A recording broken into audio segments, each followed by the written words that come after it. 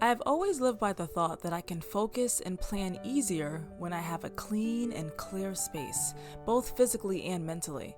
It's now that time of year when planning takes precedence, and I feel the urge to continue with implementing plans and goals for the following year, 2024. I started by decluttering my space and creating a vision board. Some of you may be wondering how you can do a physical and a mental declutter when everything in your life may feel like chaos right now. I started with a piece of paper and wrote down everything that I wanted to work on for the next year and what action steps I need to do in order to complete them. This took me a while since I really needed to take time to sit with my thoughts and feelings and evaluate where I felt as though my life was headed. Take as much time as you need. This is important. I wanted to make sure I didn't get stuck in this first step, which is why I allowed myself 3 days maximum to think and feel before I decided to dive headfirst into goal planning and action steps.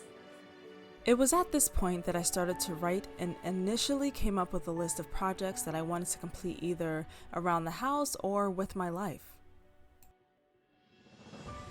To my surprise, it got pretty lengthy quite fast. I was unsure how to properly execute so many thoughts floating around in my heart and soul at one time.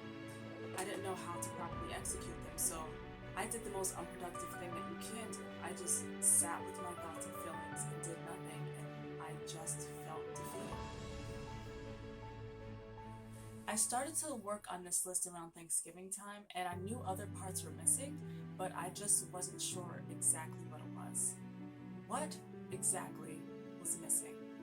That's when I started to look for answers for a pivot of redirection. And what I discovered changed my life.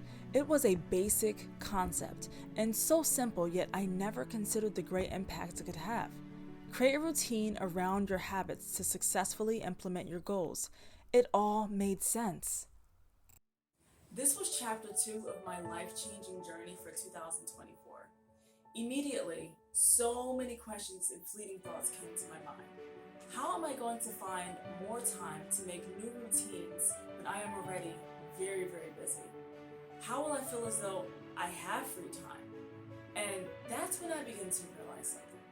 It's not necessarily the destination that I should be getting caught up in, but rather the journey that makes all the difference. This is why creating a routine around it makes more sense. When I create a routine around something, it becomes a habit. And if I am beginning to make my action steps for my goals into routines, then I am most definitely headed down the right path. I knew I was ready for the next chapter at this point, manifesting the vision board. Now, something you may not know about me is that the last time I did a vision board was when I was 19 years old. And back then, I remember it mainly being clips from National Geographic magazines and clips from Elle magazine of models. I was focused way too much on the external materialistic things back then. This time, I was determined to make a difference. I was inspired by YouTuber Catherine Manning to go on Pinterest and begin searching what felt more like a vibe than a goal. My intention was to ultimately make a vision board on how I wanted to feel as an end result and to focus less on being a goal stickler, and it honestly felt refreshing. I found myself gravitating towards pictures of cozy environments, romance, laughter, nature, travel, and lots of positive affirmations.